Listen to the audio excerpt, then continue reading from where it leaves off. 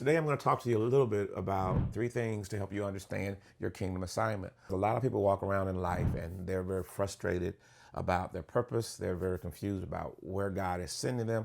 And they're even frustrated about the idea of why God is sending them there. I want to talk to you because a lot of times you are walking around in church or you're walking around at home and you're confused about life and what life is handing you and what life is shoving out to you. You're frustrated with God, or maybe you're frustrated with your circumstances. Let's talk a little bit about why this is important. Understanding your kingdom assignment really actually is the key to relaxing. It's the key to understanding what's happening in your life. It's the key to tapping into the purpose of God. And why is it important to you?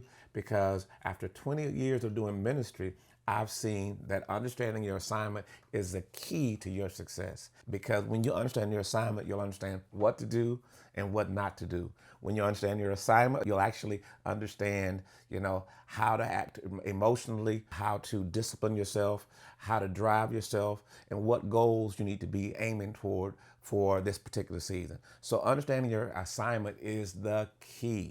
When we look at Paul, we all know Paul. Paul was a great theologian. He wrote 2/3 of the New Testament, but he was not always great to the church. Before we knew him as Paul, he was Saul. Scripture tells us that Saul was threatening the church. In the book of Acts, it talks about Saul being a threat to the church. He was known as one who would go from house to house and from city to city and from village to village. And he had the rights from the government and from the governing authorities to go in and pull people out of their homes and bring them up for trial. Why? Because Saul was a Pharisee. He was a defender of Judaism. So what's interesting about life is this. Some things that you're defending and some things that even you've been trained in, you don't realize that God's going to use those things, but he might not use them in the way that you thought.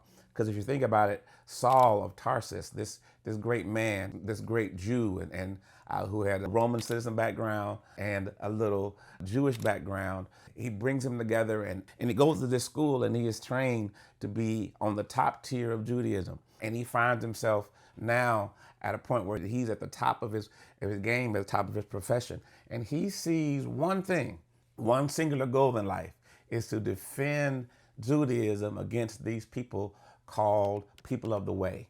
He wants to defend Judaism against these heretics called these Christians, these people who believe in this Galilean Messiah. And he is focused on making sure that Judaism and the Jews are no longer tainted by this threat that may cause them to fall away. So if you can imagine, he has gone to school. He's gone to school with this kind of purpose. He's gone to school with this intent. He is living life in a very intense way. He's thinking about, how do I make sure that I carry on what I believe is my assignment, my kingdom assignment. If you ask Saul, just like you ask some of us, are you doing the right thing and are you focused? Saul would have said, of course he is. And for over 30 years of his life, he dedicated to this. So I'm going to ask you a question, because a lot of people say, what, 30 years? What have you been doing the last 20 years of your life? What have you been doing the last 15 years of your life, 10 years, maybe even 30 years, that you have just assumed that it's God's will? You've assumed that it's God's way. A lot of times, one of the key mistakes that we make, and the first mistake that we make, is we assume that our current direction is God's purpose. This is the first mistake that many of us make. You make the huge assumption that because you've gone to school, because you've got certifications, because you have been working in that field, because you have the experience, that this is what God has for you. I want to help you with this. Well, how do I get out of this key? How do I get out of this point, Dr. Moody? Because I do believe this. Well, remember that Saul thought this too, but God reaches him on the road to Damascus in Acts chapter 9. He confronts Saul. He confronts Saul with this idea of what? Man, he says, Saul, I am Jesus who you're persecuting. He knocks him off his horse.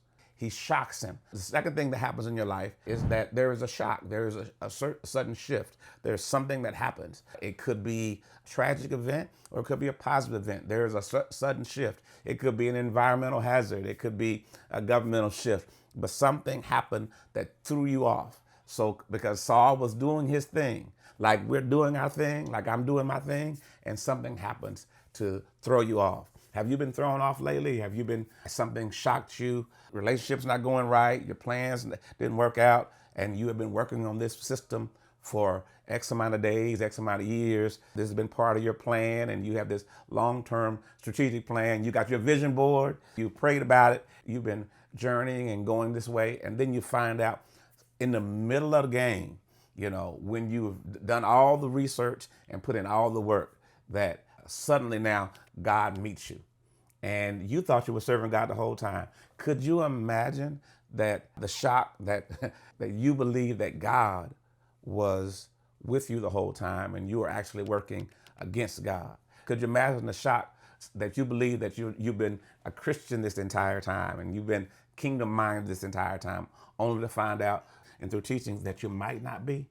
That, listen, you might not be on assignment. Isn't that shocking? Isn't that crazy to think that you might not be on assignment? You could be off.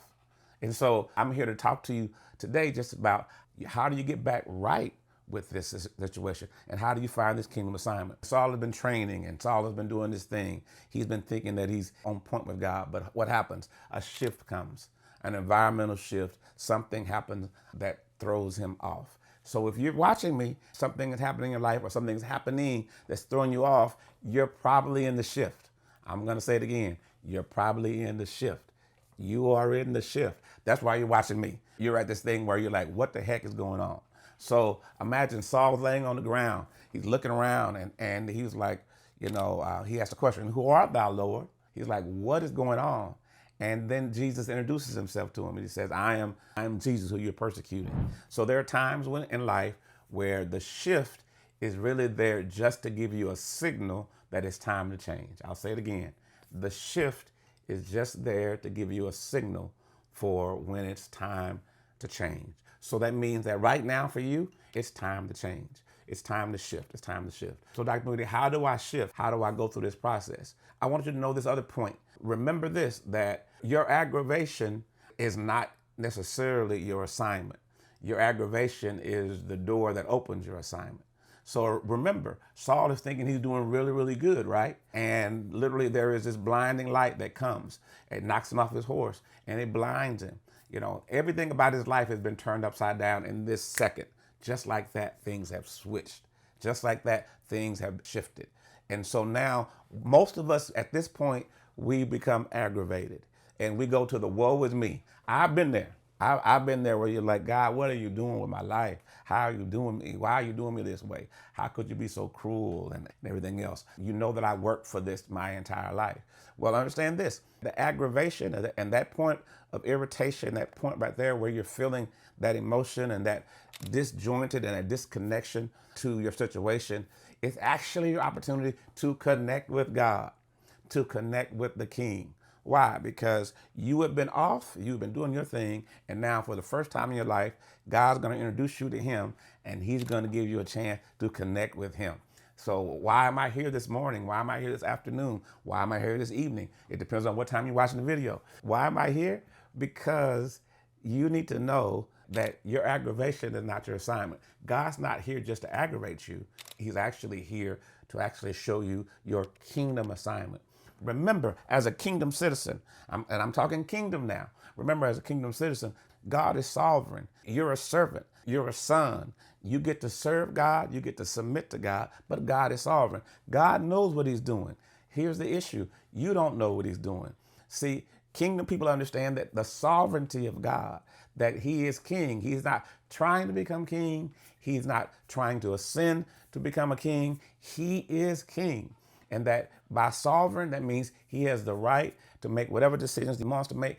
And I am always his servant. This is kingdom mentality. The church has taught us some erroneous things like, God is here to help us.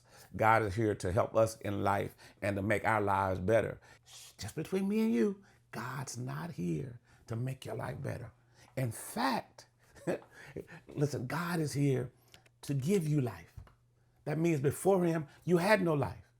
Before him, you had no direction. You thought you were on point, Saul, but clearly Saul was not on point. You thought you had direction, Saul, but clearly you weren't on point, Saul, because now God interrupts your life. And so this shift, this moment, is aggravating, but it's actually the key to your assignment now, because it's the first time that Saul asked the question, who are you, Lord? Why?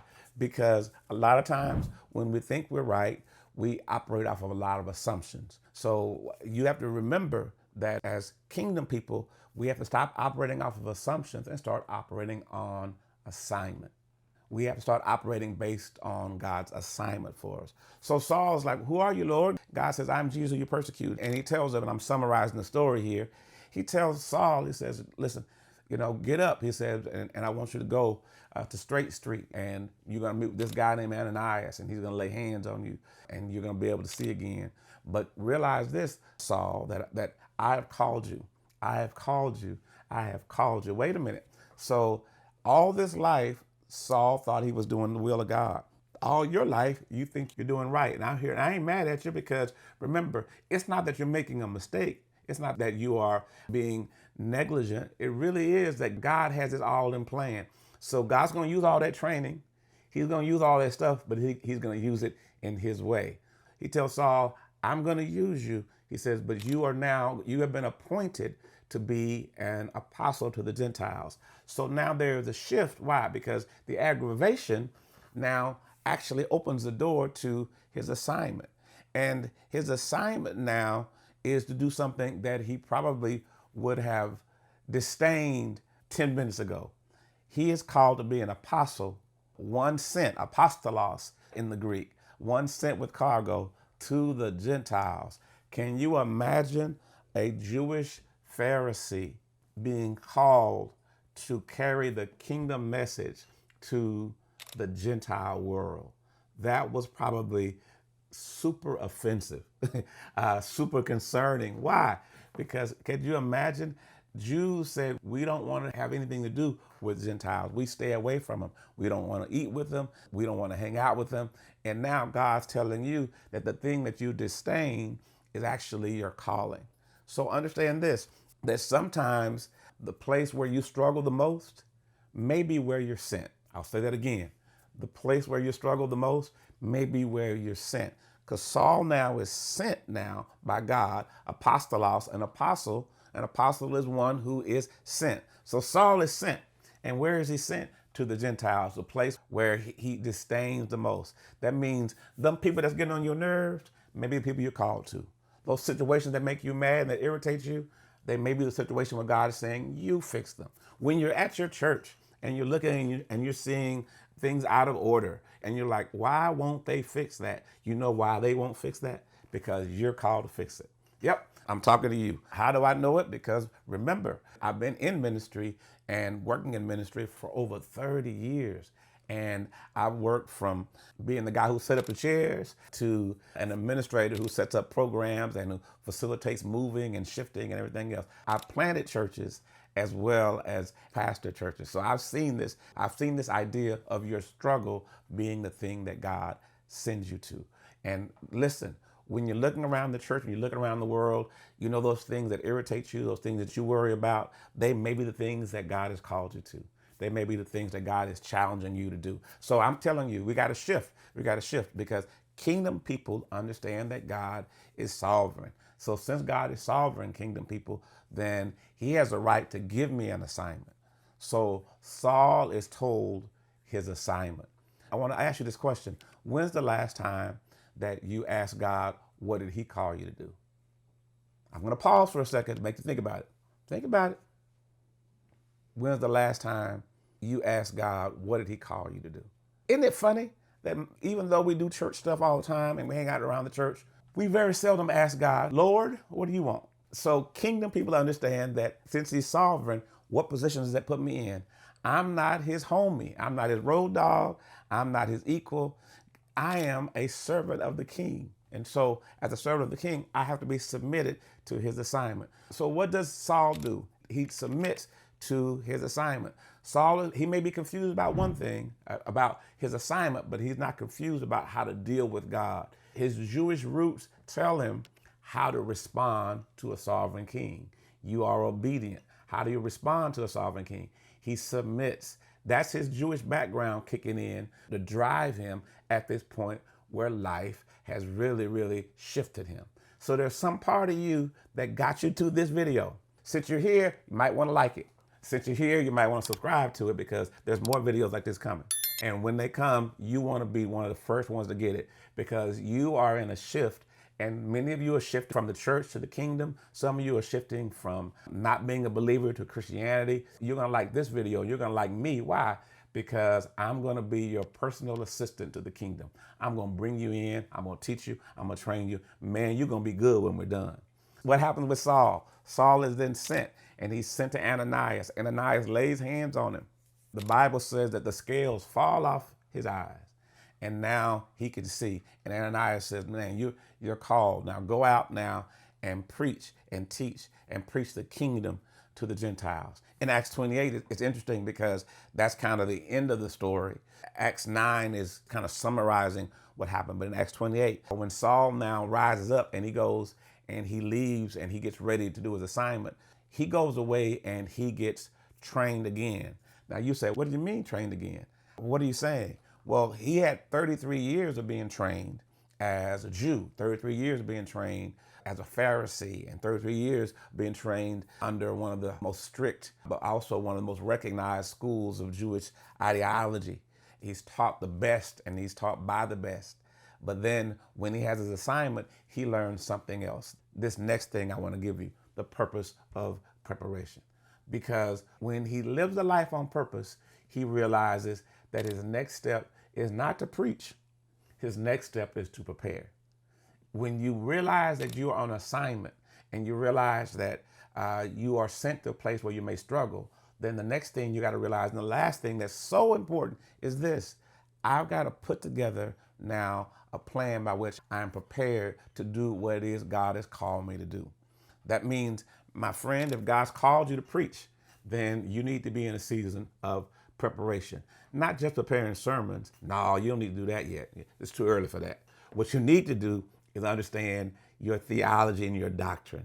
You need to spend some time really understanding who you believe God is. What does the Bible say about the King? What does the Bible say about God's character? What does the Bible say about your purpose as a human? What does the Bible say about man? That's called anthropology. What does the Bible say about God? That's theology. What does the Bible say about the Holy Spirit? That's the idea of pneumatology. These studies. What does the Bible say about the end times? That's eschatology. All these ology words, listen, ology, all it means is study. What am I saying to you? That the first thing you got to do, just like Saul did, is you got to go into a season of preparation.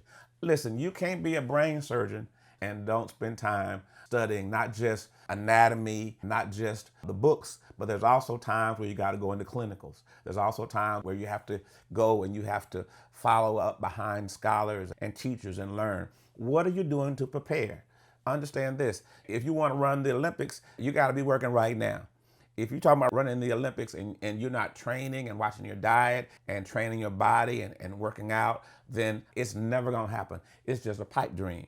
Just like that in law school, just like that in medical school, just like that in any type of certification that you're on. If you're not preparing, then you're not going to do well. Always remember this, that promotion is always preceded by preparation. I'll say it again. Promotion is always preceded by preparation, which means this: you're only going to go as high as you go deep. You can only grow and lead people to what you know. You can't lead people in what you don't know. You can't grow. And so I don't want you to get excited and run down the street and start preaching. You say, I heard this guy named Charles Moody. Man, he's good. Dr. Moody, man. And so now I'm going to preach tomorrow. No. You've got to prepare. That means you got to watch. That means you got to learn. That means you got to subscribe. That means you got to write down notes. You got to go back and study because you got to prepare. Saul prepared. Now, after 33 years of actually working in his industry, working in his sector, he finds out that God calls him to shift. And then he stops and he does another 2 years of study and 2 years of work before he actually goes out and starts to actually function in that role. So remember, your aggravation, may not be your assignment. Just remember that sometimes you're sent to where you struggle. And lastly, remember that there is purpose to your preparation. You've got to prepare.